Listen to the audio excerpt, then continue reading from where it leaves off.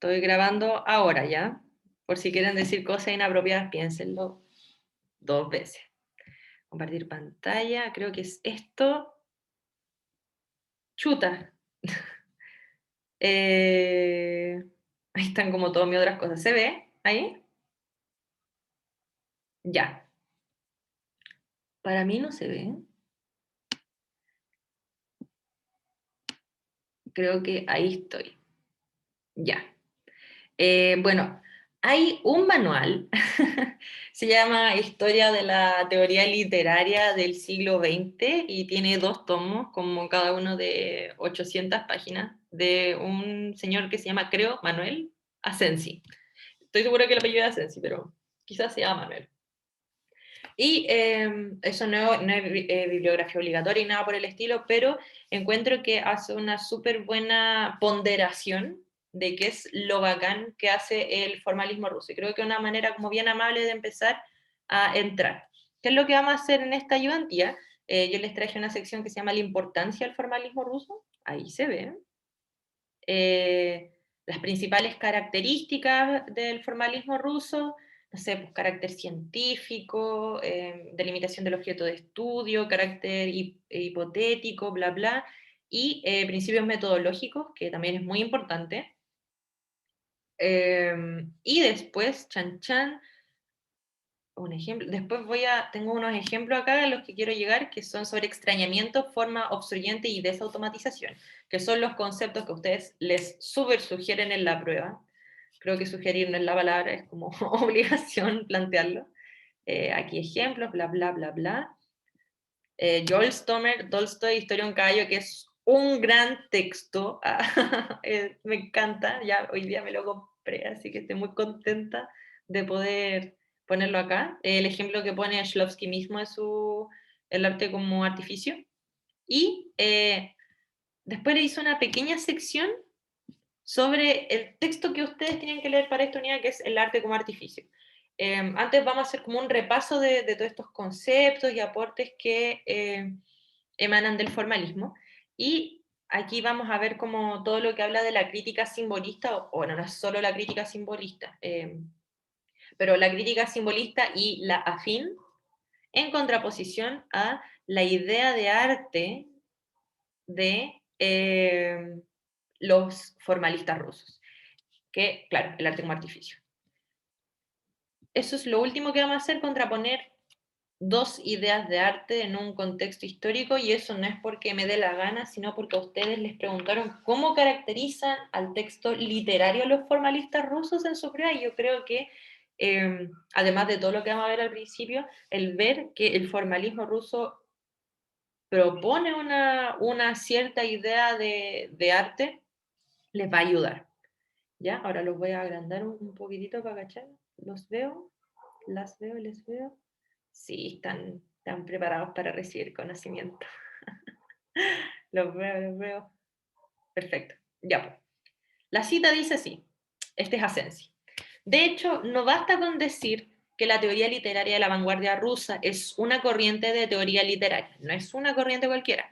Hay que añadir que lleva a cabo nada más y nada menos que la tarea de inaugurar lo que en el siglo XX conocemos como teoría de la literatura.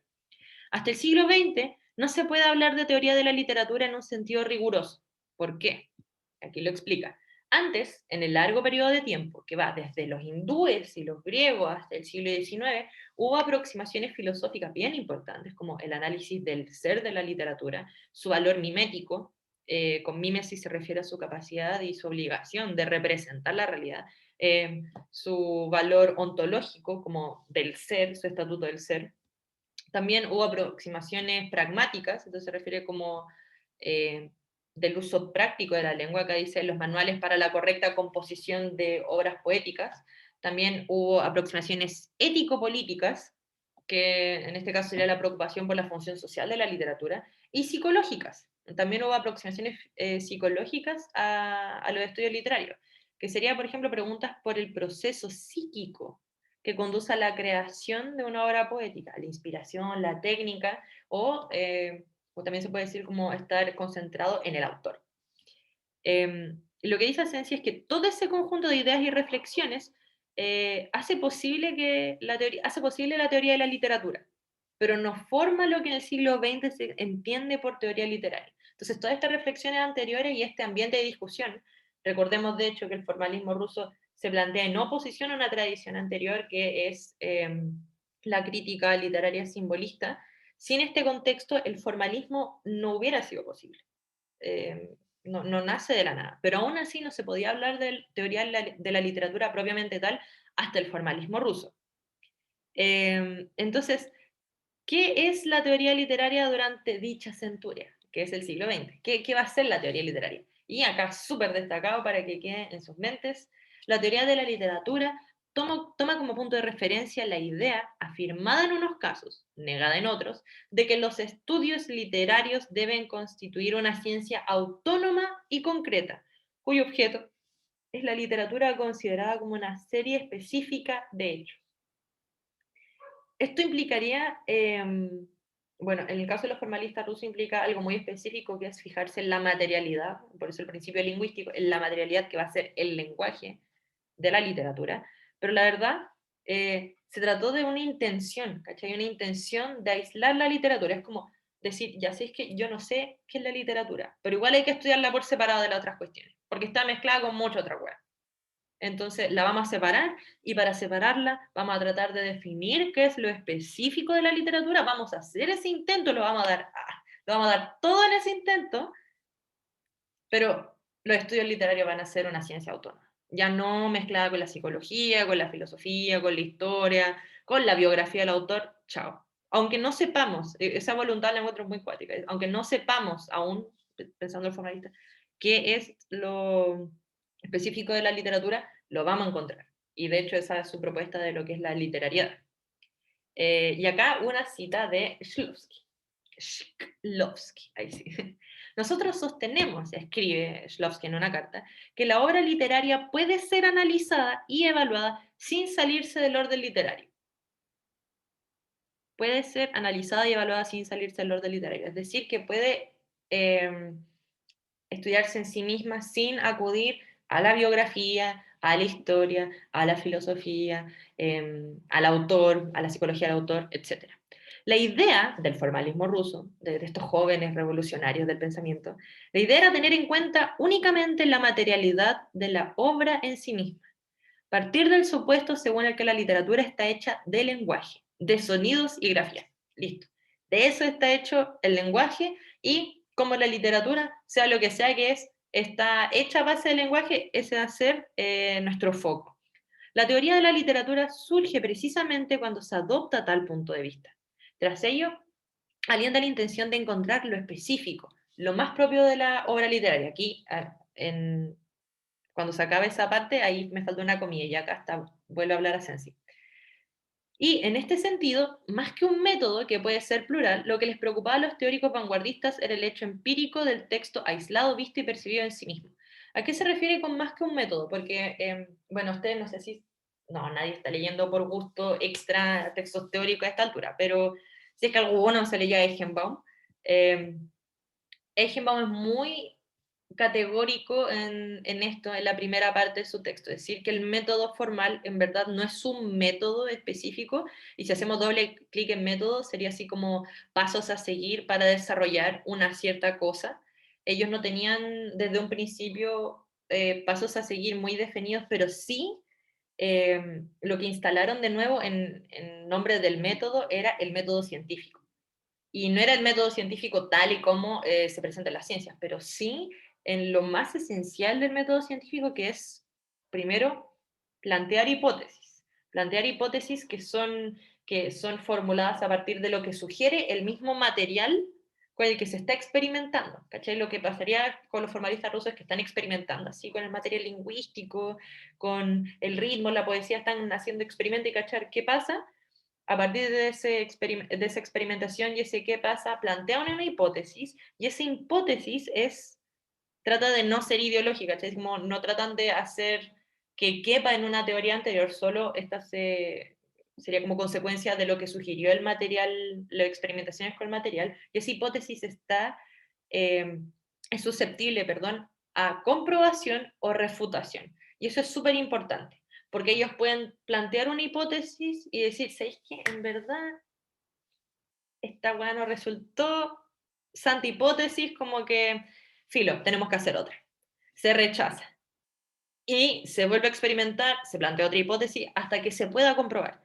Y eso jamás había sido planteado en los estudios literarios, ¿cachai? Era como una teoría muy acabada, bien metafísica, como que no tiene mucho que ver como con la materia de la que se está hablando, y esa se trata de aplicar al objeto que se está estudiando. Y siempre había disonancia, entonces ellos lo que querían hacer era al revés, desde el material crear la teoría.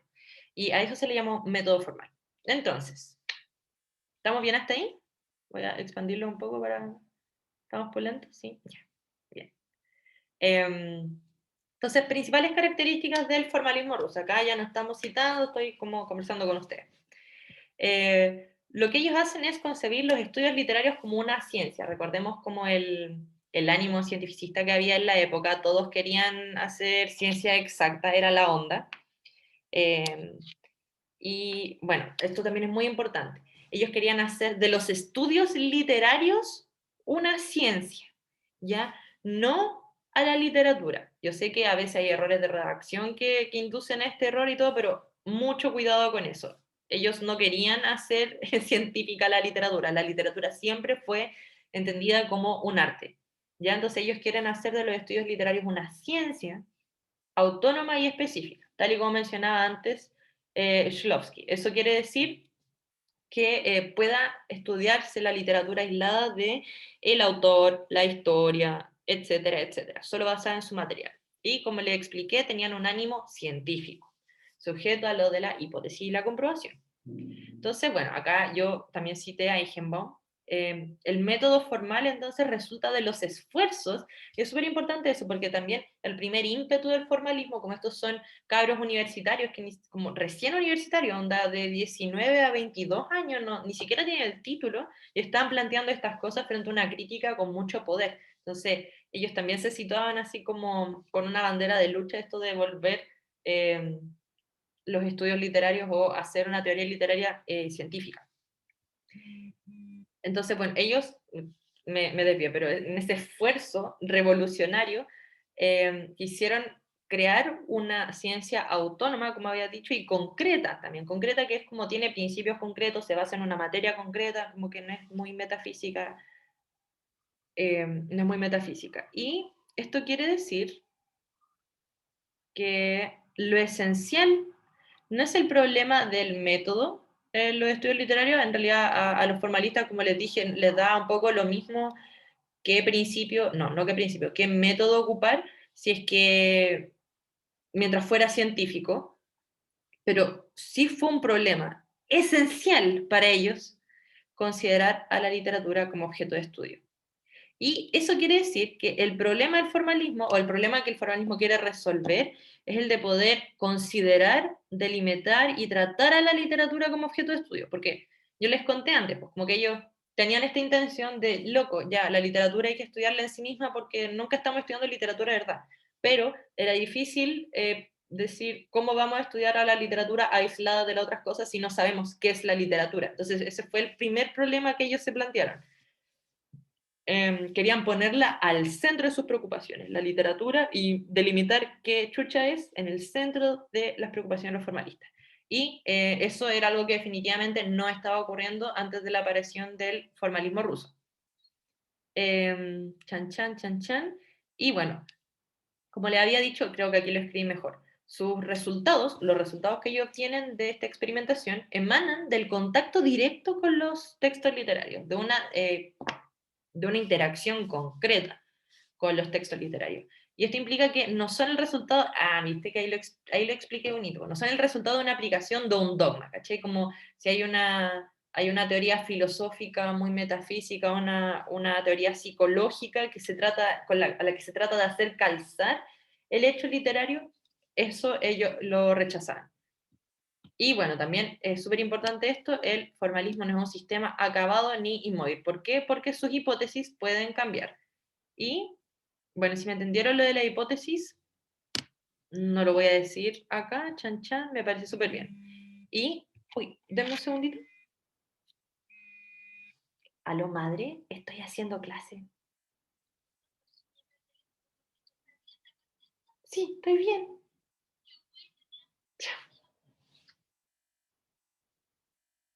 Perdón. Amo a mi madre, entonces no le quería cortar así nomás. Chan, chan, chan, chan. Claro, y para Eichenbaum lo que define a los formalistas es el deseo, ¿ven? El deseo, el esfuerzo, ímpetu revolucionario, de crear una ciencia literaria autónoma a partir de las cualidades intrínsecas de los materiales literarios. Mirar los materiales literarios con lupa, cachar que están hechos de lenguaje y ver qué específico tienen y qué distinto tienen de el otro lenguaje que después vamos a ver fue calificado como lenguaje cotidiano o prosaico. Chan, chan, chan, chan. Entonces, bueno, esto lo voy a leer porque es mi explicación. Lo que interesa de la obra literaria, entonces, no es su dimensión filosófica, como habíamos dicho, y perdón por ser tan insistente en esto, pero es que es muy importante para situar al formalismo. No es su dimensión filosófica, no es su dimensión ético-política, ni psicológica, sino, y esto es lo que es como más nuevo lo que estamos diciendo, su materialidad significante. Materialidad significante son las palabras, las grafías, los sonidos, la forma del lenguaje. Y esto quiere decir que el hecho de que su materia prima sean los sonidos y las formas lingüísticas. Esa es la materia prima del formalista ruso, ¿sí? Es como que trabaja con sus manos, y un campesino que trabaja con sus manos, estos locos trabajan con sonidos y con formas lingüísticas. Y como vemos, esas son las cualidades intrínsecas de los materiales literarios. Acá les voy a presentar la tesis de Roman Jakobson, formalista, que después derivó en estructuralista, y el loco como que duró mucho, mucho, mucho tiempo investigando. Dicho esto, ellos van a cachar que en realidad el objeto de la ciencia literaria no es la literatura, sino la literariedad. Y esto quizás puede sonar un poco obvio, pero no es tan obvio si uno se da cuenta que uno puede hacer dos cosas, como los conjuntos matemáticos.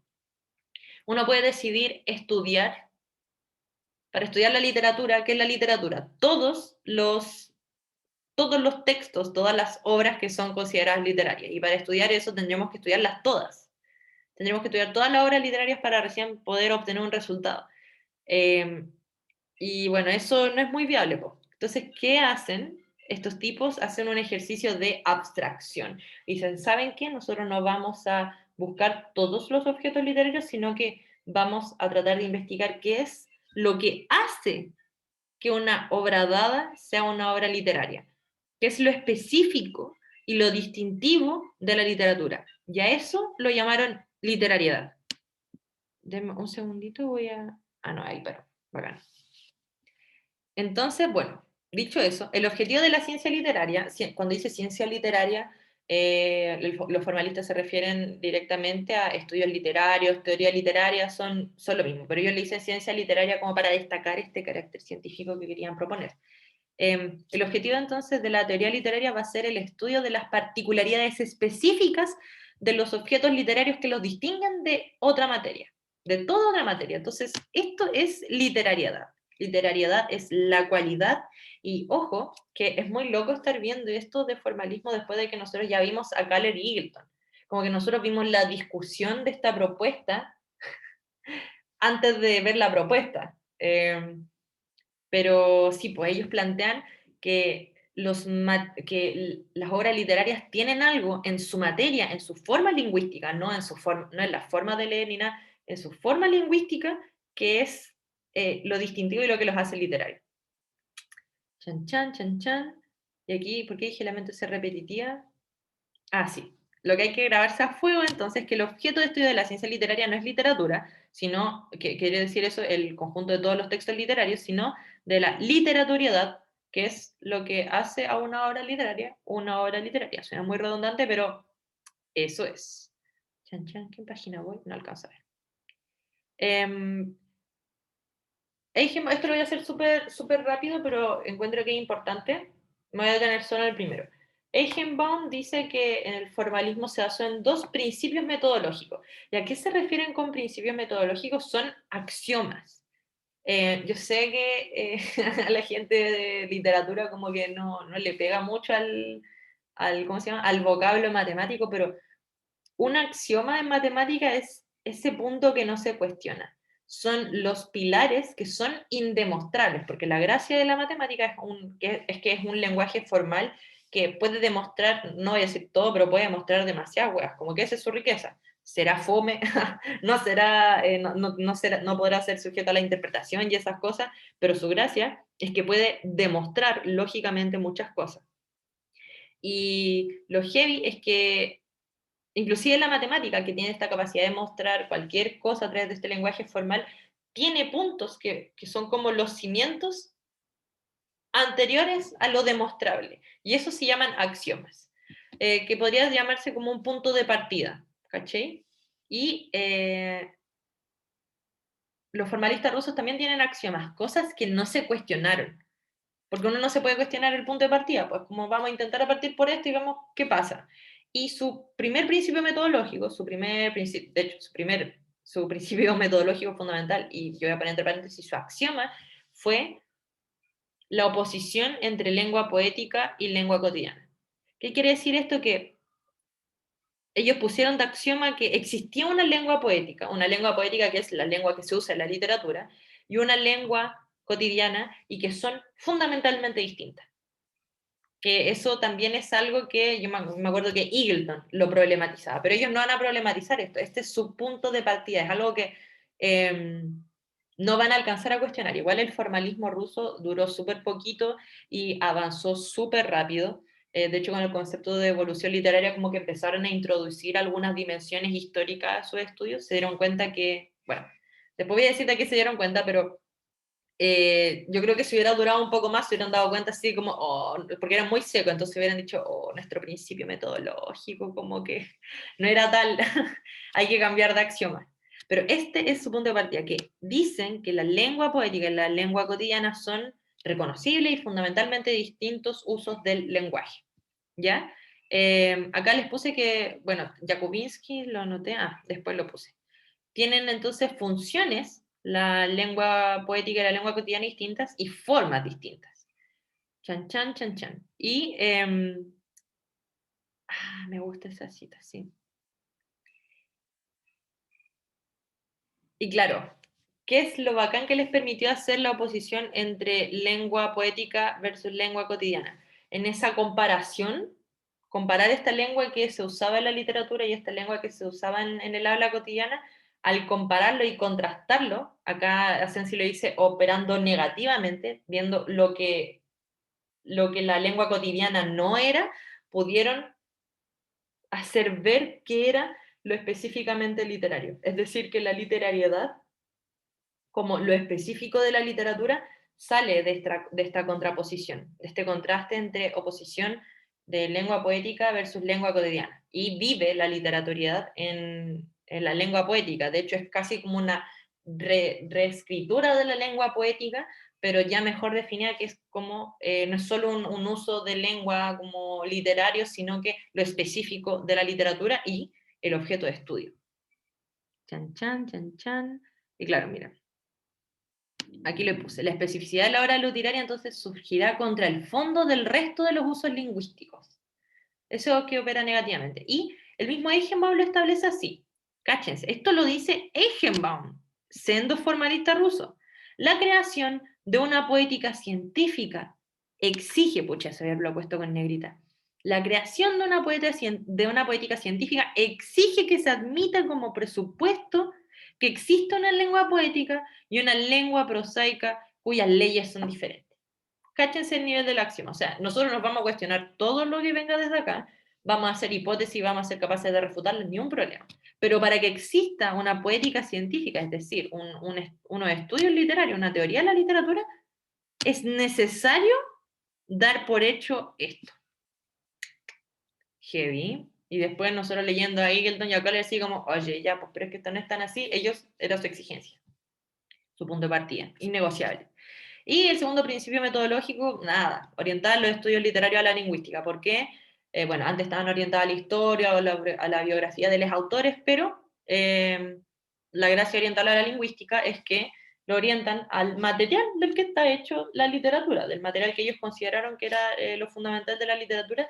Y yo no sé si eso pueda ser discutido ahora, porque si hablamos también de arte plástica o de artes visuales, como que entendemos que las imágenes son el material de las artes visuales, no sé, el sonido, la música, entonces no habría problema. Haciendo doble clic en esta diferencia más bien funcional entre lengua cotidiana y lengua poética, Jakubinsky dice así: los fenómenos lingüísticos se clasifican desde el punto de vista de la finalidad propuesta por el sujeto hablante. Lengua cotidiana tiene una finalidad puramente práctica y referencial. Lengua cotidiana es lo que nosotros usamos en nuestro día a día para, no sé, pásame la sal, y como que ojalá alguien no te dé un poema en respuesta y te dé la sal, porque tu comida como que necesita estar sabrosa, ¿cachai? Fundamental, como que la comunicación sea efectiva.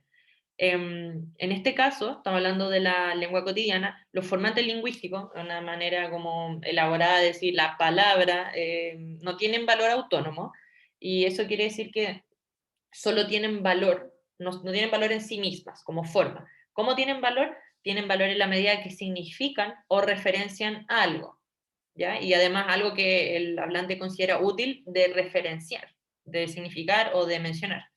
En cambio, la lengua poética, que es lo que le va a interesar a los formalistas rusos, es un sistema lingüístico en el que la finalidad práctica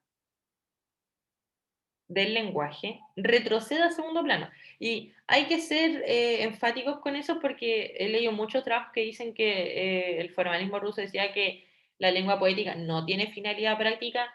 No eran tan lesos, ¿cachai? Como que obviamente había textos que también tenían algunas como efectos políticos, ponte tú, o ganas de conmocionar al lector y bla, bla, pero esa finalidad práctica, como de conseguir algo en el mundo, es verdad que no es lo principal para los formalistas rusos. Retrocede a un segundo plano, y lo que pasa es que los formantes lingüísticos obtienen un valor autónomo, es decir, que poseen una función en cuanto a forma, como que son porque son.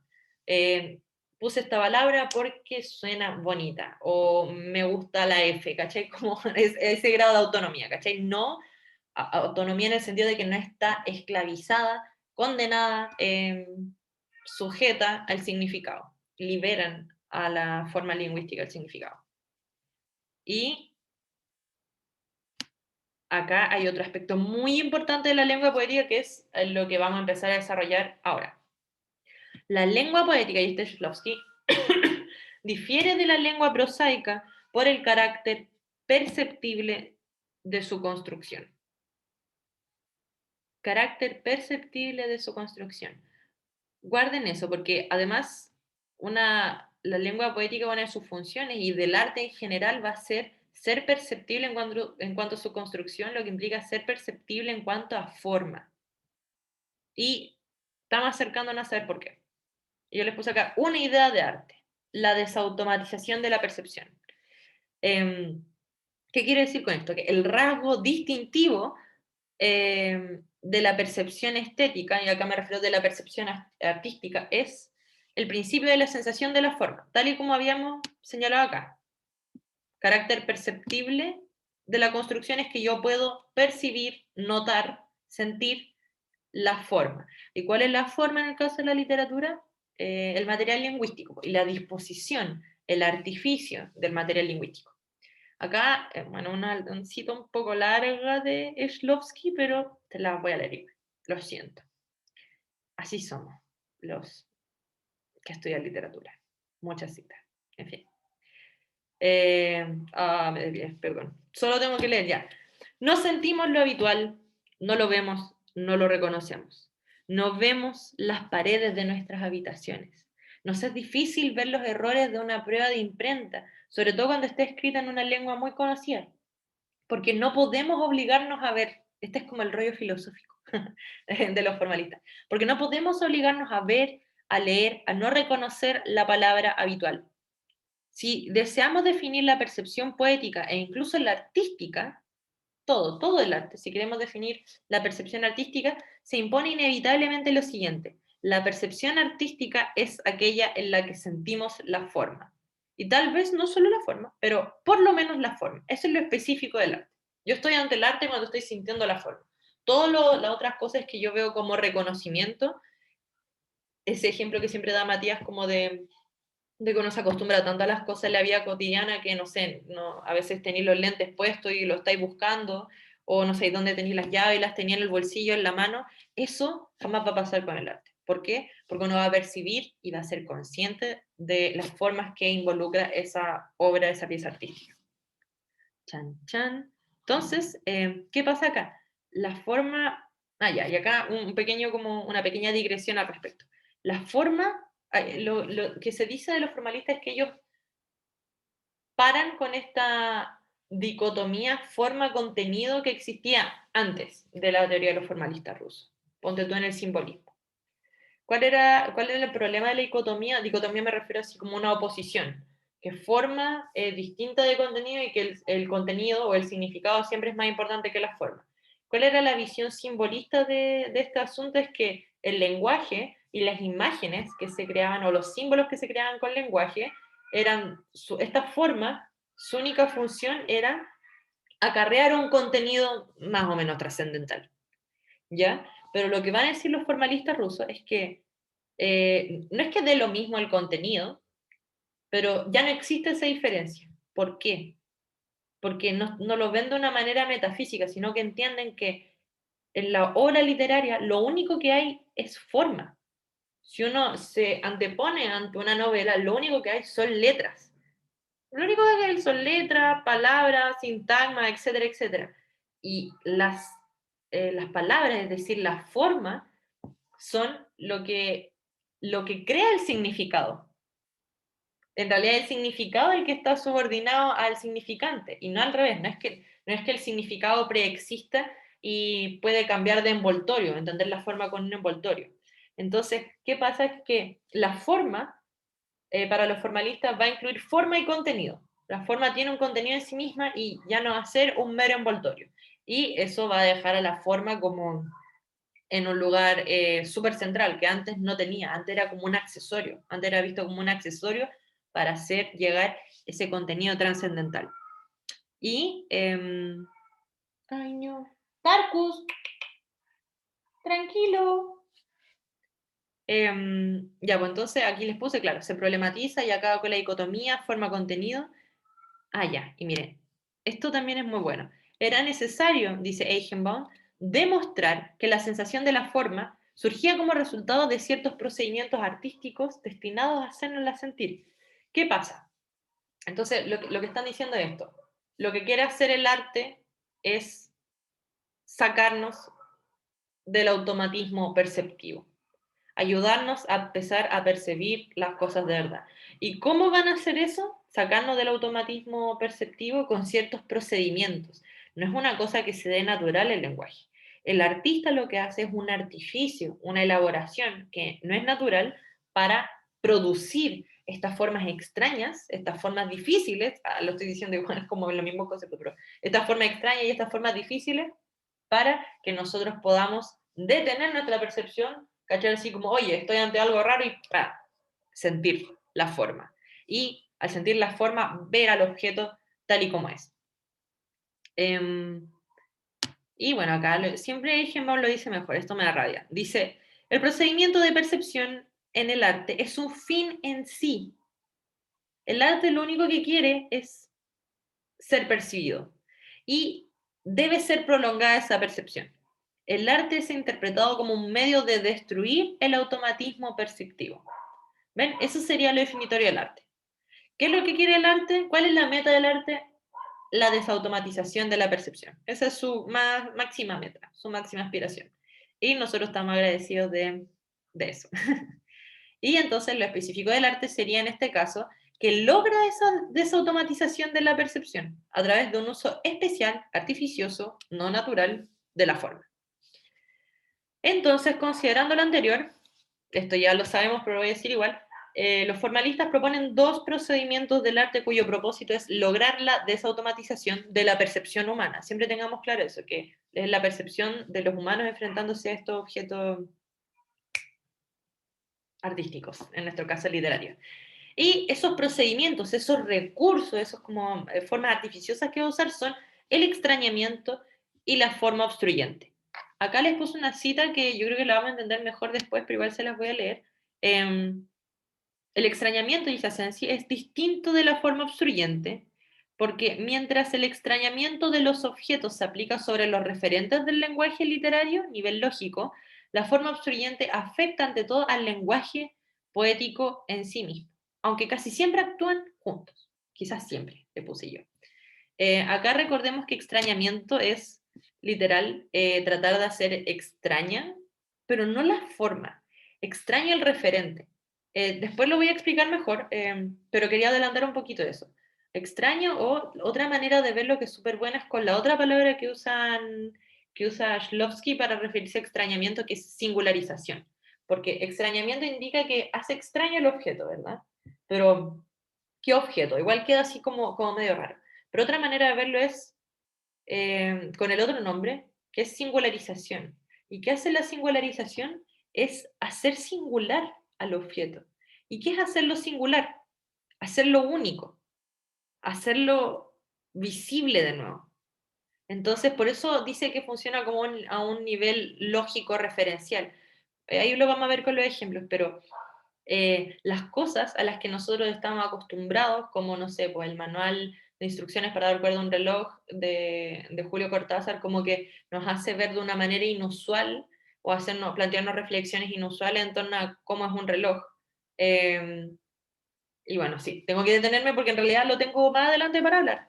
Entonces, el extrañamiento habita como en esto de hacer singulares los objetos. Y la forma obstruyente, en cambio, es mucho más obvia y más fácil de identificar. Aprovechen eso.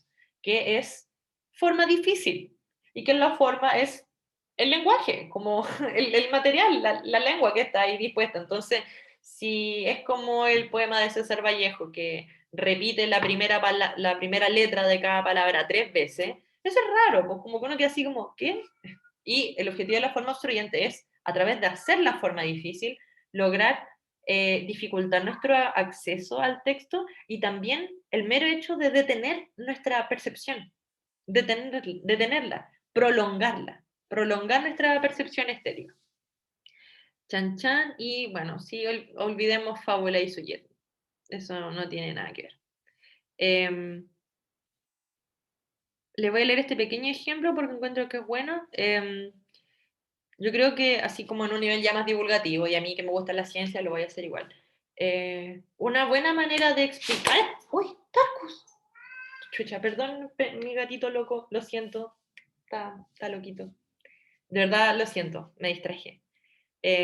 Ya. Una buena manera de explicar cómo los formalistas buscaban hallar sistematicidades y definir principios o teorías generales que explicaran los fenómenos y las especificidades propias de los objetos literarios es llevar nuestra mirada a la física.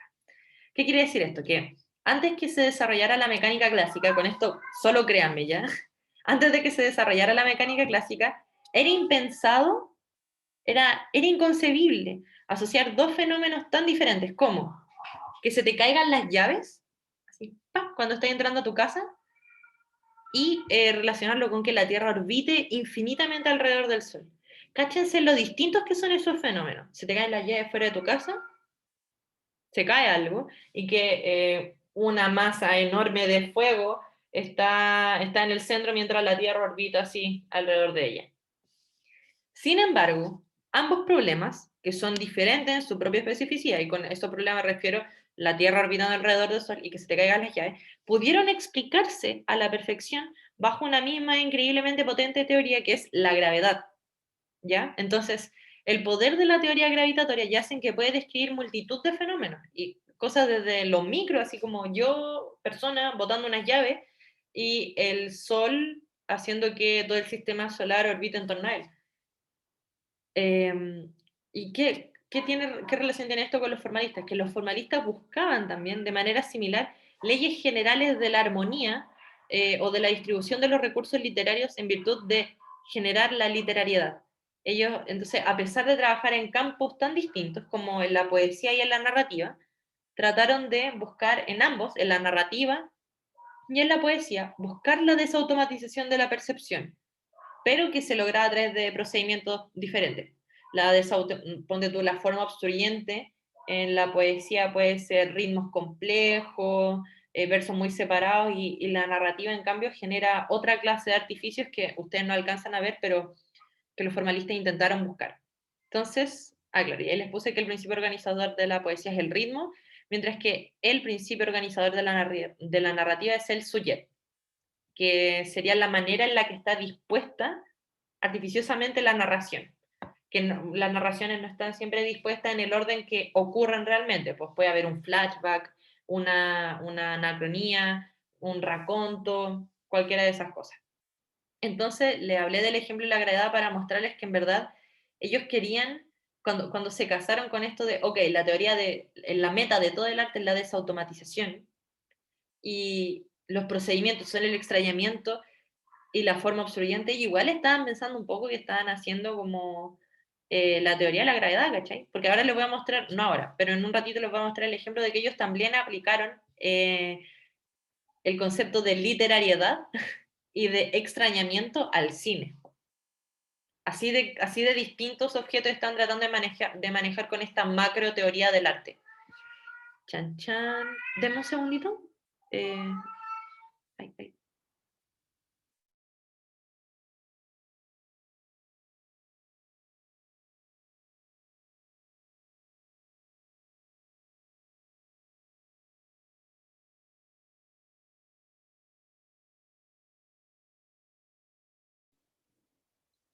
Ya, chiquis, perdónenme que mi gato me distrae porque como que está llorando mucho porque hambre y extraña a mi pololo. Cuéntenme, ¿cómo vamos hasta acá?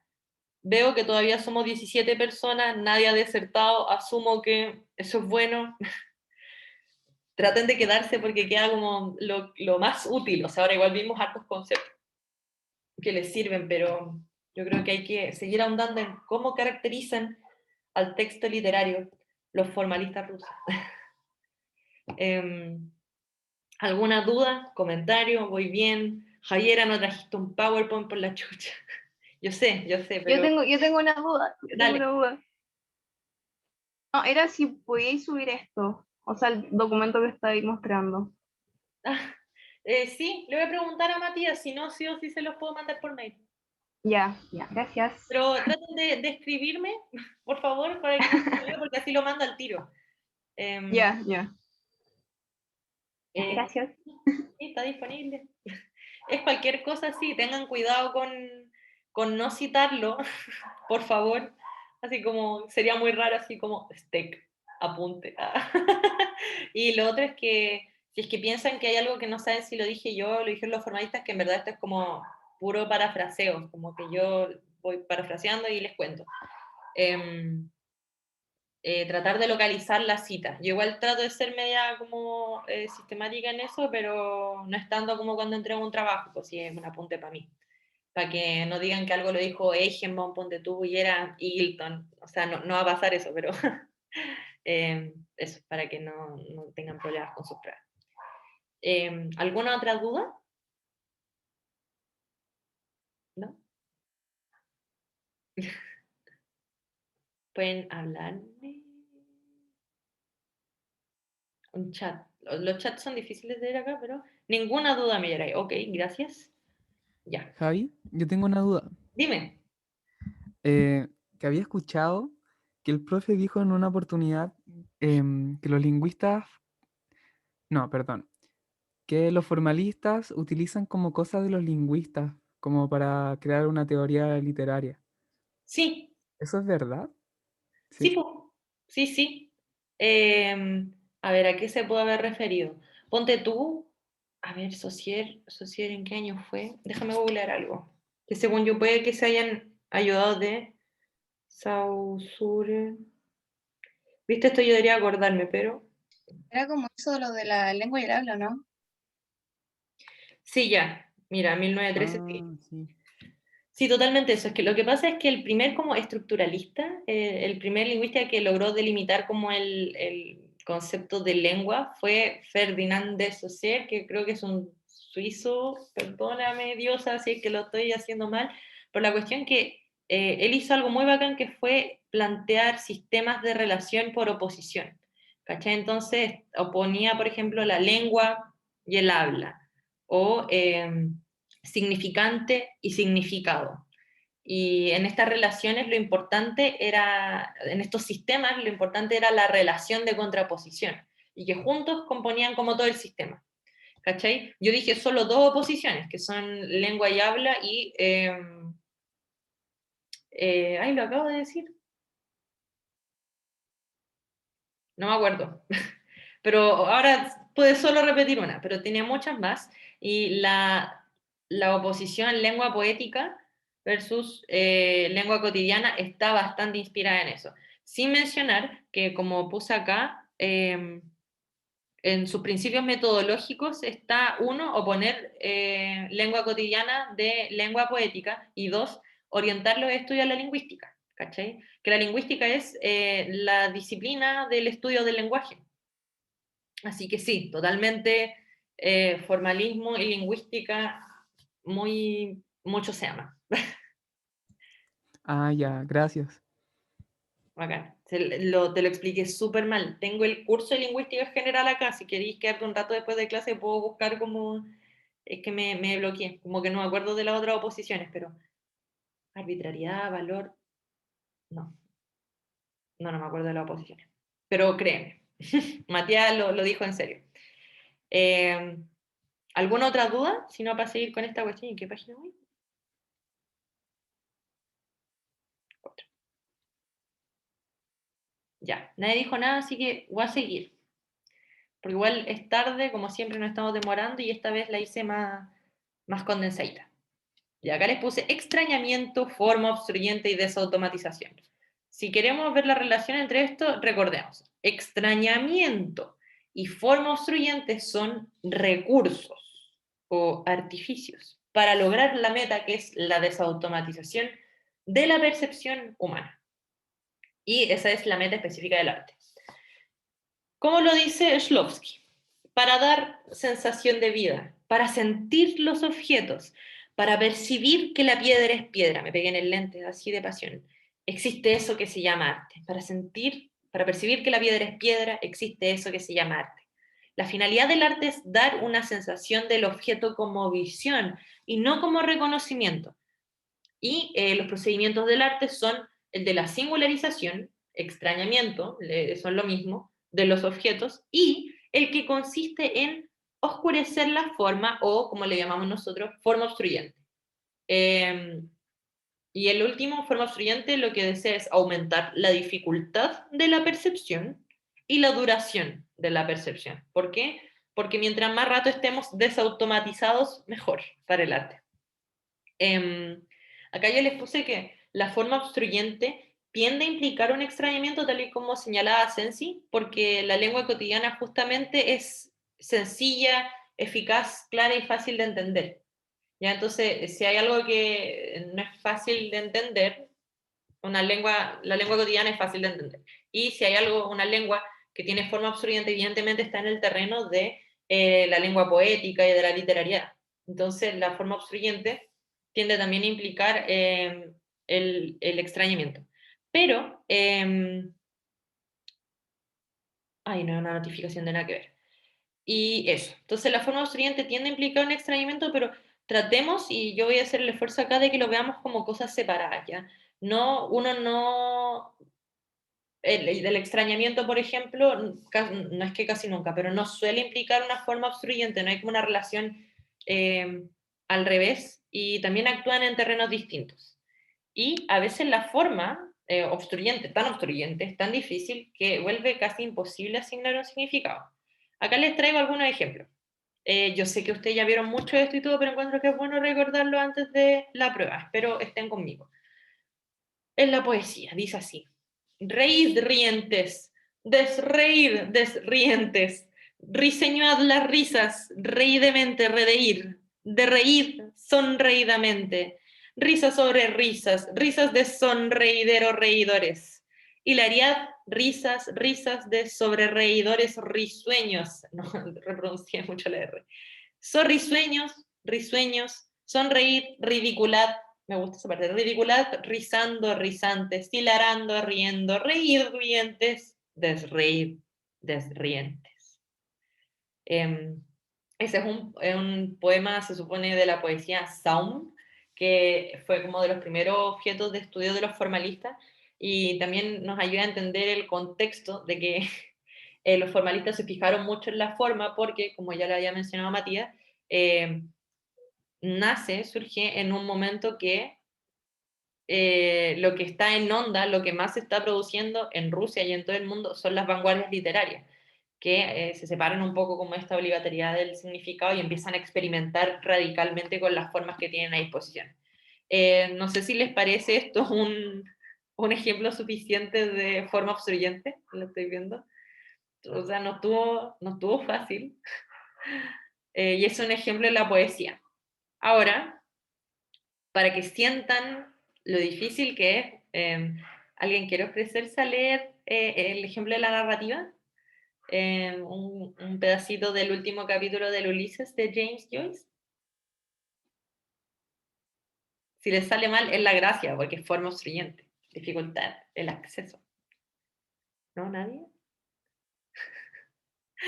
Por favor. Yo lo leo, pero si me equivoco, no se ríen. Ya, lo juro. Dice, sí, primero le di de mi boca un poco de torta de anís, y era año bisiesto como este, sí. Hace 16 años, Dios mío, después de ese largo beso, me quedé sin aliento. Si dijo que yo era una flor de la montaña, sí, esos somos todos cuerpos de mujer, es una flor. Si fuera la única verdad que dijo es la vida, que dijo en la vida, y el sol hoy brilla para ti, sí, por eso me gustó, porque pensé que entendía o sentía lo que es una mujer y supe, no, sí, y supe que siempre podría salirme con la mía, y le di todo el placer que pude llevándolo a que me pidiera él. Sí, y yo no se lo dije enseguida, solo miraba el mar a lo lejos, el cielo, pensaba en tantas cosas que él desconocía en Mulvey y Mr. Stoffen, en Hester y el papá del viejo capitán Grove y los marineros que jugaban a los pájaros vuelan y digo inclinarse a lavar los platos, no, a lavar los platos como le decían en el muelle, y las tabernas entreabiertas por la noche y las cañuelas y la noche que perdimos el barco en Algeciras y el vigía andando tranquilamente por ahí con el farol y esa terrible y profunda correntada y el mar carmesí a veces como fuego y los gloriosos ocasos y las higueras en los jardines de la Alameda, sí, y todas las callejuelas irregulares y las casas rosadas y azules y amarillas y los jardines de rosas y los jazmines y los geranios y los cactus y el Gibraltar Gibraltar. cuando era niña, donde yo era una flor de la montaña, sí, cuando me puse una rosa en el pelo con las chicas andaluzas, o me pondré una roja, sí, y como me besó bajo la pared morisca, bueno, y pensé da lo mismo, él en cualquier otro, y después le pedí con los ojos que me pidiera otra vez, sí, entonces me preguntó si yo quería, sí, decir sí, mi flor de la montaña, y primero lo rodé con los brazos, sí, y lo dejé así, y lo traje hacia mí para que pudiéramos sentir mis pechos, todo perfume, sí, y su corazón golpeaba loco, sí, dije sí, quiero sí. Terrible. Muchas gracias, Tristán. No sé si se dieron cuenta que además de difícil de leer, es difícil de proferir. Tan difícil que Tristán intentó, yo creo que automáticamente como agregarle cierta entonación como para hacernos como unidades sintácticas, que más grandes, así como delimitar oraciones, y trató de no hacer pausas. La otra vez que hice este ejemplo, alguien como que se hizo pausa así como entre para respirar y, y como generar alguna coherencia, pero esto es un perfecto, clásico ejemplo de forma obstruyente en la narrativa, ¿ya? Que harta gente se resiste a verlo en la narrativa porque, bueno, las novelas tienden a ser más comprensibles. Entonces, si ustedes tienen alguna duda de qué ejemplo poner, un ejemplo de la literatura modernista anglosajona siempre es una buena opción. Virginia Woolf, Faulkner, Joyce, ahí está como su ejemplo por antonomasia.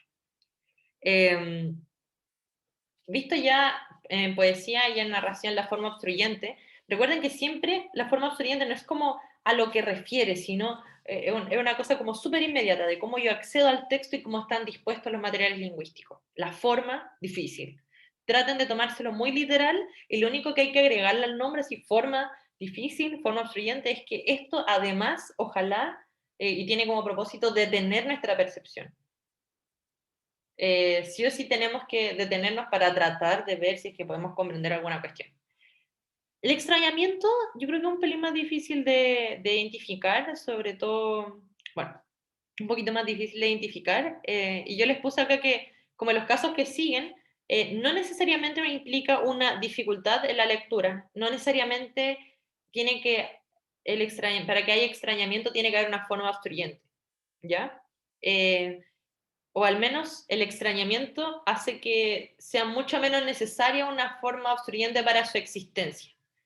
Y bueno, el extrañamiento lo que hace es hace que los objetos se vean extraños. Esa es la gracia que se llama extrañamiento. Pero, como lo anterior, esto que nosotros vimos como forma obstruyente, el ejemplo de forma obstruyente en la narrativa, quiero ir un poco más allá. No es que se vea extraña la forma. A lo que se refiere es que se vea extraño a lo que está refiriendo el texto. Esto de la desautomatización de la percepción. Y yo les puse lo mismo que le había adelantado antes. Otra forma de verlo es por su otro nombre, la singularización. ¿Qué quiere la singularización? Ok, sabemos que quieren hacer ver extraño el objeto, pero además, singularización implica que hace ver como únicos o singulares objetos a los que antes veíamos como corrientes o a los que estábamos acostumbrados. Ponte tú si mis llaves de la casa de siempre, ahora en vez de ser solo mis llaves de siempre, como que son, no sé, todas de un color rojo sólido, igual sería loco. Como que yo igual que lo vería como una obra de arte, quedaría un poco distraída como, no sé, una semana. Y después me acostumbraría, porque así somos los humanos, pésimos. Nos acostumbramos rápidamente a esas formas estéticas peculiares, ¿cachai? Pero la idea es singularizar los objetos a los que la obra literaria está refiriendo. Entonces, ¿qué pasa? El extrañamiento, yo creo que el mejor ejemplo es que, en verdad, el extrañamiento suele presentarse como una perspectiva inusual desde la cual se enuncia y logra rarificar los objetos a los que está refiriendo. ¿Ya? Y acá yo les traigo, tengo la esperanza de que ustedes se leyeron este ejemplo, es largo y todo, pero que ya lo tienen un poco en la cabeza, que es el caballo de Tolstoy, el caballo de Tolstoy en el cuento Yolstomer. Y Benji de Faulkner había mencionado, pero no, voy a concentrarme solo en Tolstoy, Historia de un caballo. ¿En qué página vamos? Espera. Cierre de eso, chan chan, ya, me queda igual. Les voy a leer, ¿les parece? Y si me canso, les pido ayuda. Lo voy a hacer, nadie me dijo que sí, pero lo voy a hacer. Dice así: comprendí bien lo que dijeron de latigazos y piedad cristiana. Está hablando el caballo, ¿ya? Este es desde la perspectiva del caballo que está narrando Tolstoy. Comprendí bien lo que dijeron de latigazo y de piedad cristiana. En cuanto a lo demás, no supe darme cuenta exacta de lo que significaban las palabras su potro, y deduje que establecían una relación cualquiera entre el caballerizo y yo, pero no pude comprender en aquel momento qué clase de relación era aquella, qué clase de relación era ese su. Mucho más tarde, cuando me separaron de todos los demás caballos, fue cuando lo comprendí. Las palabras mi caballo parecían tan ilógicas como mi tierra, mi aire, mi agua, pero causaron en mí una impresión profunda. Mucho he reflexionado después acerca de esto, y únicamente mucho más tarde, cuando aprendí a conocer mejor y más de cerca a los hombres, fue cuando me pude explicar todo eso. Los hombres se dejan llevar por palabras y no por hechos. Está hablando de la condición humana. Los hombres se dejan llevar por palabras y no por hechos. A la posibilidad de hacer tal o cual cosa, prefieren la posibilidad de hablar de tal o cual objeto. En vez de hacer, prefieren hablar, en los términos convencionales establecidos por ellos. Y estos últimos, que para ellos tienen grandísima importancia, son los siguientes: el mío, la mía, los míos, mis. Los emplean los emplean al hablar de los seres animados, de la tierra, de los hombres y hasta de los caballos.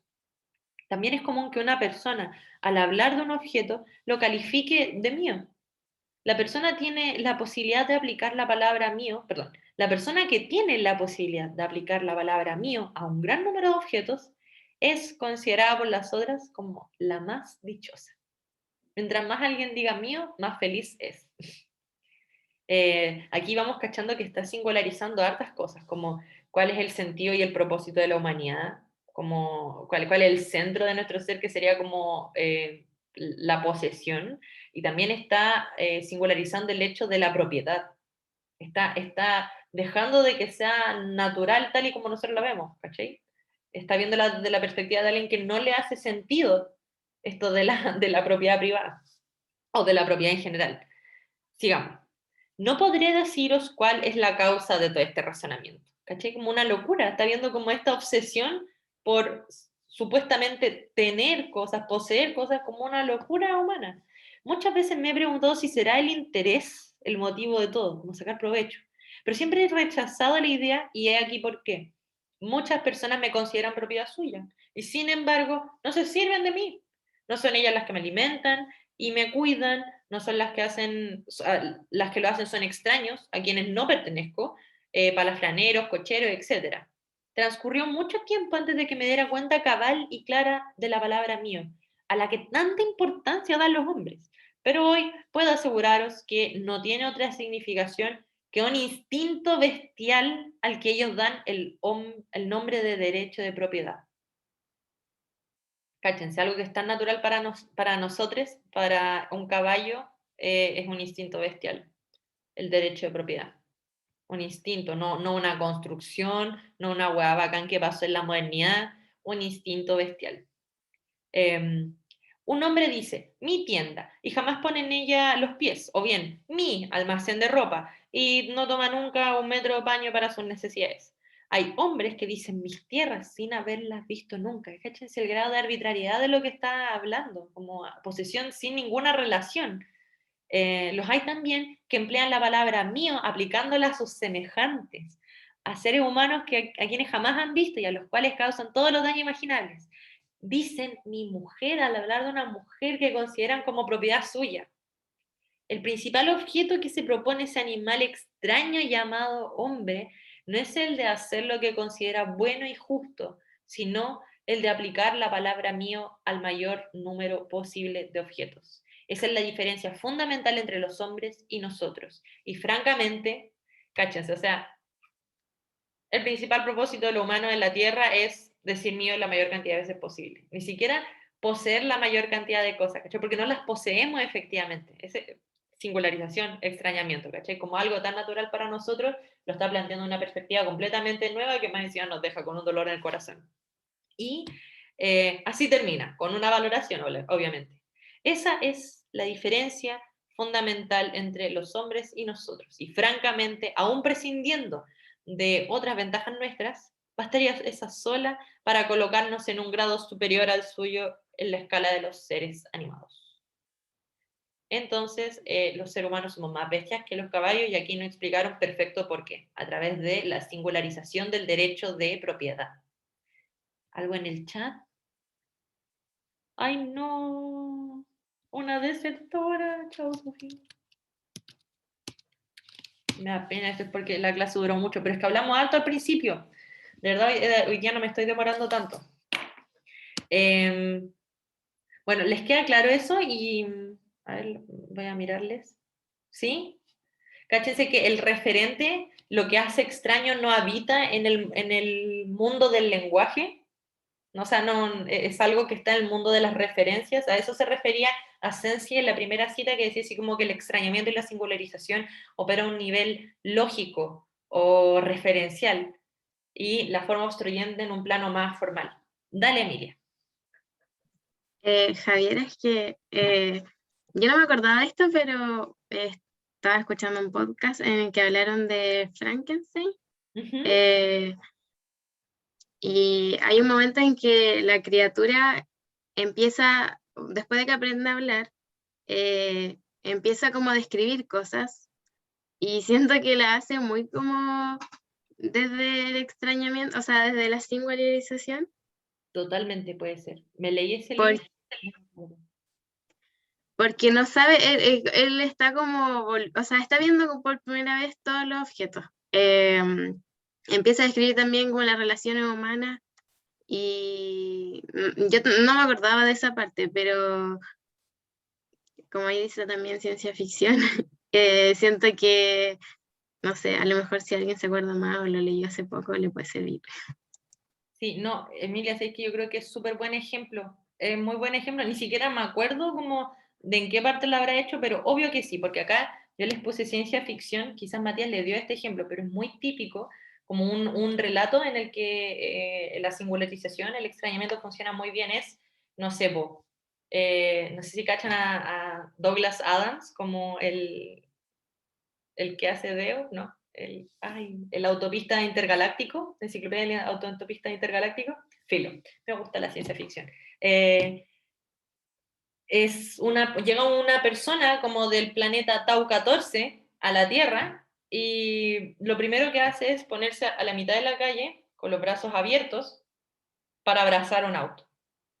¿Por qué? Porque había leído que abrazar es la manera en que se entendían de manera positiva las personas que querían establecer lazos afectivos, o sea, los individuos que querían establecer lazos afectivos, y por la disposición que tenían las calles y la circulación que tenían los autos, había ese visitante del planeta Tau 14 había descifrado que los autos eran ¿cómo se llama? La forma de vida más jerárquicamente como predominantes, ¿cachai? Que eran como los líderes del planeta Tierra. No pensó que eran los humanos, porque de hecho muchas veces mueren atropellados por autos, como que él en su investigación, como en la super internet galáctica, leyó la humanidad de un lado completamente extraño, ¿cachai?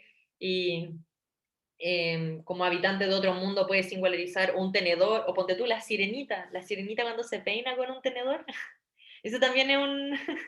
Hay que kawaii el ejemplo, pero eso también es un ejemplo de singularización, porque ¿cachai? Como que le está dando otra función y te está mostrando la similitud que tiene con otros objetos que tienen como otra relación. O cuestionarte así como, ¿por qué nunca he usado un tenedor como un cepillo si en verdad está bueno? De hecho, es de metal, dura más, menos contaminación, no sé, ¿cachai? No creo que esa haya sido la intención de la sirenita como la intención ecológica, pero ¿cómo no? Sí, es defensora del mar. También las distopías, hay hartos géneros, y caché que aquí ya estamos en el terreno como de los géneros narrativos, como que opera el extrañamiento a nivel referencial. Chanfle. Eso. Y acá le iba a poner, nos vamos a ahorrar esta reflexión, lo siento, y aquí nos queda ¿cuánto? Ya. Chan, chan. Ahora, si no hay más dudas, voy a seguir con esta última patita de la presentación para que nos vayamos a la casa, a la cama, pronto. Como que no hay mucho donde ir.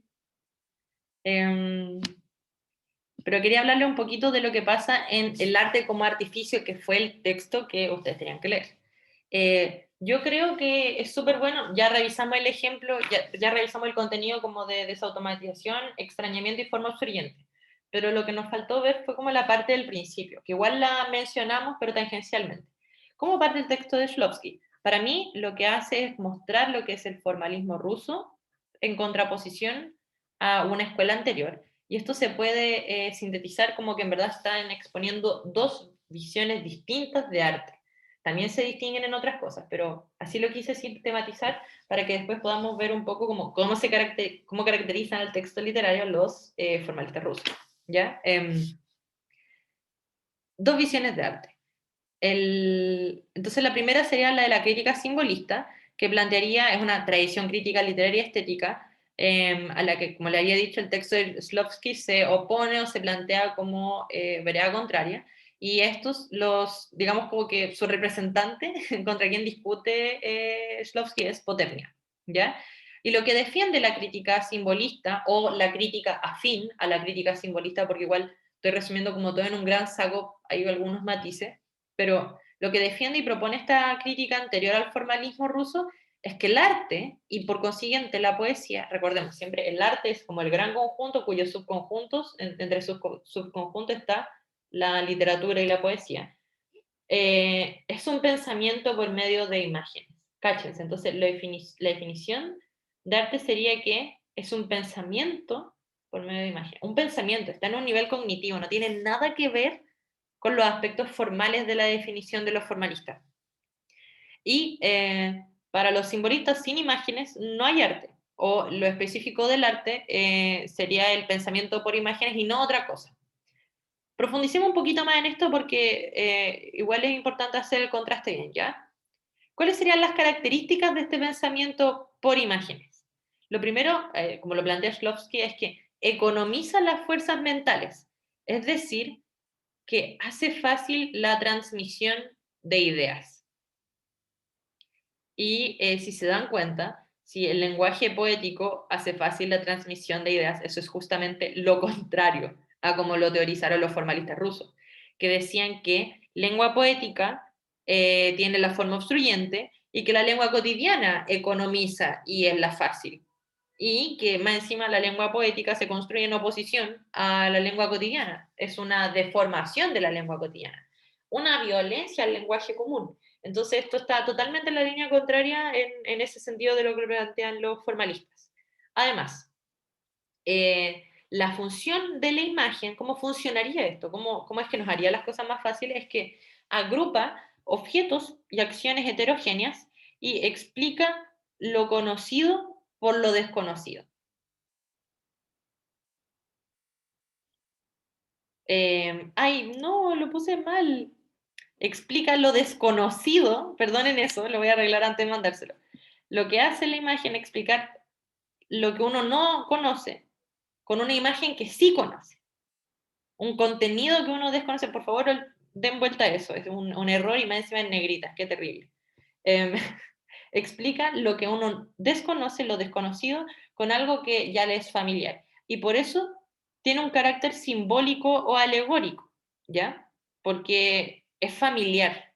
Trata de mostrarnos ideas complejas o trascendentes, no sé, como con cosas muy fáciles de plantear. Ponte tú acá, yo les puse de ejemplo un corazón herido, un corazón en llamas y una mujer cargando una balanza. Cuéntenme, ¿cuál es la interpretación típica de esto, además de como Tumblr, cliché, bla, bla, bla, bla? ¿Qué significa un corazón en llamas? Pasión. Yo también diría lo mismo. ¿Alguien piensa otra cosa?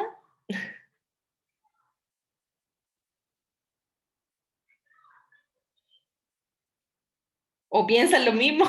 Digan. ¿Sí? Ya, bacán. Entonces, si se fijan en la visión simbolista, una imagen y la poesía en este caso construiría la imagen con el lenguaje. Pero construye esa imagen y esa imagen nos transmite, no sé, pues así como, oh, corazón en llamas te transmite un sentimiento que puede ser la pasión, o, bueno, no se me ocurre otro asociado a este, pero eso. Con una imagen conocida, el corazón y el fuego, te transmite una sensación nueva o un conocimiento nuevo. ¿Qué qué piensan que simboliza este corazón herido? Igual tiene un parche curita, entonces como que no es tan malo, porque busqué corazón herido en Google y salían una cosa horrible. ¿Qué interpretación creen que tiene esto para ustedes? ¿Qué simboliza? Una ruptura amorosa o algo así. Sí, ¿verdad? Como que... Un O alguien que corazón sufre por... ¿Ah? un corazón superando el daño, Claro, una ruptura. porque tiene un parche curita, no está solo roto. Entonces sería la composición de esas dos cosas. ¿Ven? Y es solo una imagen, como que nos hace fácil el contenido, ¿ven? Y es totalmente opuesto a lo que dirían los formalistas rusos. Acá tengo un ejemplo un poquito más peludo. ¿Qué simboliza esto? Esto ya está como en el terreno de la alegoría, como que simboliza... La balanza de la justicia. Sí. ¿Alguien chateó? La justicia, buena, mona. ¿Y por qué, po? Porque mantiene el equilibrio. Además de tener, tiene la espada. Entonces, al mantener un equilibrio y la espada, por ejemplo, ahí al mantener el equilibrio busca llegar a la justicia de manera igualitaria, y la espada es como la imposición de esa justicia. Muy bien, súper. ¿Y la venda en los ojos?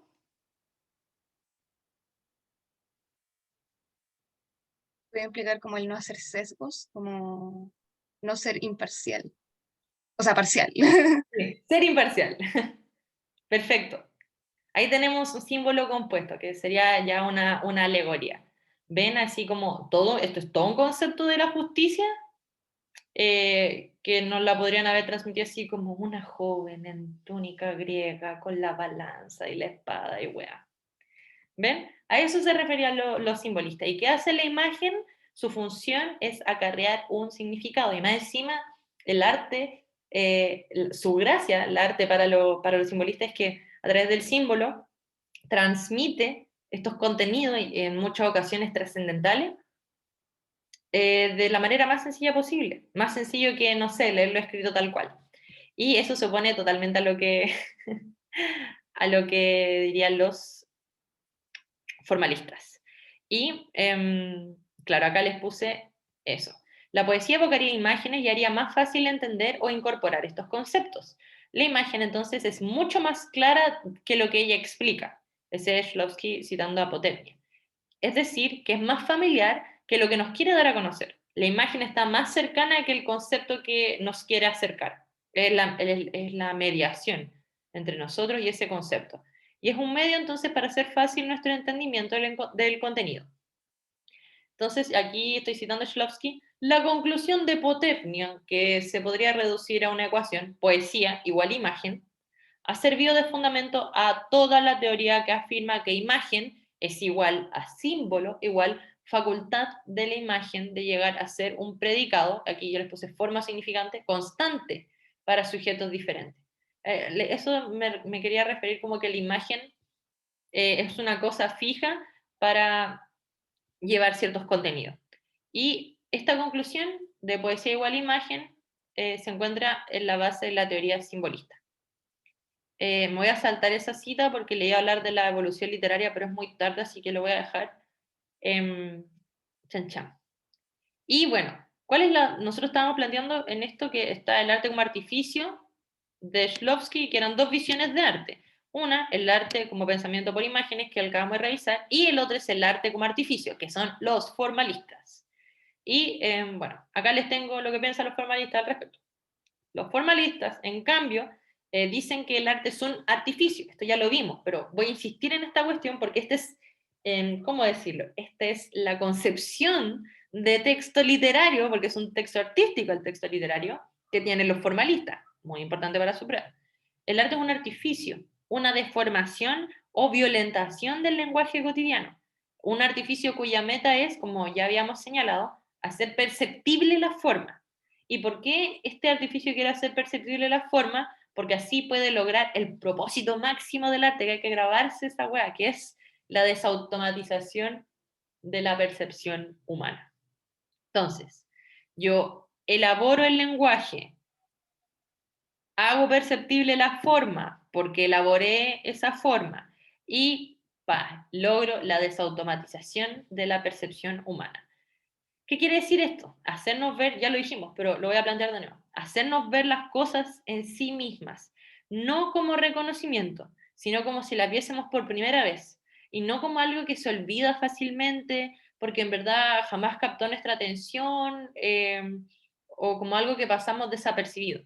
La meta del arte es entonces, a través de los procedimientos que afectan a su forma, ser perceptible y hacer que esa experiencia estética de la percepción artística dure lo más posible, que lo hace con los procedimientos de extrañamiento y forma obstruyente. Y bueno, como ya les dije, para lograr ese fin usan los procedimientos del arte literario, que son el extrañamiento o singularización, recuerden siempre que son lo mismo, y la forma obstruyente. Chan, chan, chan, chan. Y aquí también les digo que el propósito de la forma obstruyente va justo en contra de lo fácil que tiene que ser la imagen poética. Son totalmente contrarios. Y bueno, acá yo les invitaba a hacer doble clic en la palabra artificio. Se los busqué en la RAE, les hice el trabajo. Siempre uno sabe lo que es artificio, pero ¿sabes que no le hace daño a nadie? Buscar en la RAE y como en la primera web que te sale Wikipedia, siempre está bien bienvenido. Y dice así, es el predominio de la elaboración artística sobre la naturalidad. Cáchense que después del formalismo, como que ya la elaboración parte a ser como una cosa inherente al arte. También puede ser entendido como un objeto construido. Entonces, artefacto implica construcción, y construcción ¿por quién? Por el artista. También puede ser pensado como procedimiento medio ingenioso para conseguir encubrir o simular algo. En este caso sería un procedimiento ingenioso para conseguir desautomatizar la percepción. Y también significa artificio falta de naturalidad, porque claro, el lenguaje natural sería la lengua cotidiana. ¿Se entiende? Y es el artista el que la somete a una elaboración, a una construcción, hace que deje de estar dispuesta como estaba dispuesta naturalmente y la vuelve artificiosa, y por consiguiente uno puede percibir su forma y desautomatiza su percepción. Entonces esto implica que el arte es una elaboración y, también puede entenderse como un conjunto de procedimientos sobre la forma, que la forma en el caso de la literatura es el material lingüístico, ¿ya? Y la forma pasa a un primer plano. Todo eso lo vimos. Acá voy a terminar, me voy a saltar las cositas del final, pero para convencerlos de que lo que estaban planteando los formalistas con el extrañamiento y con la literaturiedad y todas esas cosas era una idea de arte, con la desautomatización y todo, les puse el caso del cine. Ustedes no, creo que no saben esto, pero Shklovsky, pero también Eichenbaum y Yuri Guinianov hicieron una revista que se llama Poética con K, Poética Kino, que es la poética del cine, que era una compilación de artículos de estudio del cine desde una perspectiva formalista. Y estuvieron súper preocupados de este problema, pues. Recordemos que más encima el cine en esos tiempos era un arte nuevo, pues. Entonces exigía cierta teorización y la gente los teóricos todavía se resistían a entenderlo como un arte en específico, con una materialidad específica. Se entendía como fotografía en movimiento. Y, ¿por qué le hablo de este caso? Más que nada para mostrarles que los formalistas intentaron explicar qué es lo que constituía como lo específico de la obra cinematográfica. Y igual como lo intentaron con la literatura, y que llegaron a la literariedad, y propusieron la cinematograficidad. ¿Ven? Entonces como la teoría de la gravedad, ¿cachai? Está no sé, la literatura, que son las llaves, y está el cine, que es la gravitación universal, la Tierra en torno al Sol, vamos a decir que son susceptibles a los mismos fenómenos. Cinematograficidad, y también encontraron el mismo procedimiento que hallaron en la literatura, que es el extrañamiento, pero en el cine, y lo llamaron fotogenia. Que la fotogenia sería no la representación natural de algo, porque siempre existía esa noción de que el cine era la representación natural de los objetos, que ya no servía la pintura, de hecho, porque lo que podía ser más realista era la fotografía. Esto ya no es la representación natural de algo, sino la representación expresivo-artística, estilística de ese algo. Y un ejemplo súper bueno que dan en estos estudios es que en el cine uno ve las caras súper grandes. Van a decir, ¿cómo eso va a ser lo mismo, una reproducción mimética de la realidad? Es una elaboración, hay un manso zoom, hay sonido, o sea, mal entendido ahí. Y lo voy a dejar ahí. Maravilloso. Son solo las 7:50. Genial. Eso. ¿Alguna duda? Como estoy dejando crecer el pelo, por eso me salen como algunas mechitas, pero... ¿qué tal estuvo? ¿Les sirve? A ojos cerrados la justicia. La buena no había cachado eso. Háblenme, por favor. Javi, o sea, creo que entendí que al final la corriente de la conciencia tiene mucha relación con lo que se ejemplifica como, obstrucción era una palabra que sonaba así. Sí, forma obstruyente. Eso. Era pura Ya. forma obstruyente. Era Sí. la forma, eso, no es que cuidado con los conectores, no es que esté como más o menos relacionado con, sino que esto es un ejemplo de forma obsolente. Mira lo difícil que es. Mira lo poco que entendí. Sí, pero sí. Ya. No sé si cachai, Sarah Kane, que tiene un monólogo en una cuestión que se llama Ansia, Ay, que es como, quiero hacer esto, quiero hacer esto. Bueno, es muy largo y no tiene comas, tiene como una pura coma en todo el texto y es horrible. Pero podría ser un ejemplo, algo así, porque totalmente. el inconveniente es ese, pues, la falta de espacios para pausar. Totalmente. Forma obstruyente podría ser un texto, ustedes saben que, bueno, no sé si saben, pero los textos antes de creo que finales de la Edad Media, eran una sola palabra infinita, sin pausa, escrita en un papiro, si teníais suerte, porque si no teníais suerte, está escrita en una tabla de cera. Eso, si saliera ahora como sin espacio, sería forma obstruyente. Pero también hay formas obstruyentes un poco más sutiles, que en realidad yo no lo encuentro tan sutil, como que no haya puntuación, no hay pausas, como cómo separáis sintácticamente una oración de otra, cómo vais cachando la subordinación o las jerarquías que hay entre oraciones.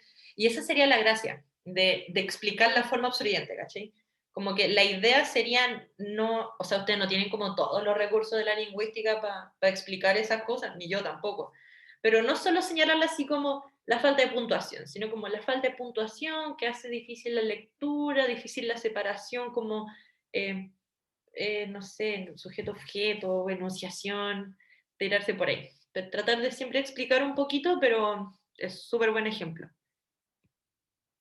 Claro, dificulta y atrae sobre sí la atención.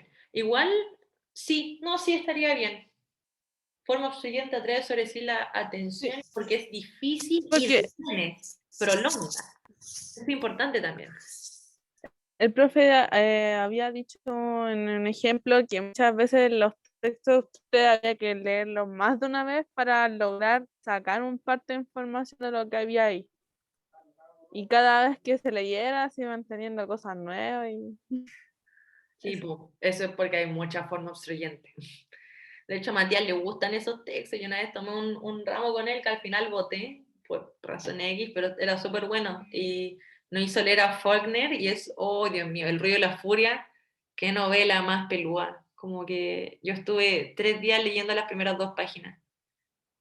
Y después dejé de hacerlo porque se supone que yo tenía que tener la experiencia de lectura, no entender nada, ¿cachai? Esa era la experiencia de lectura.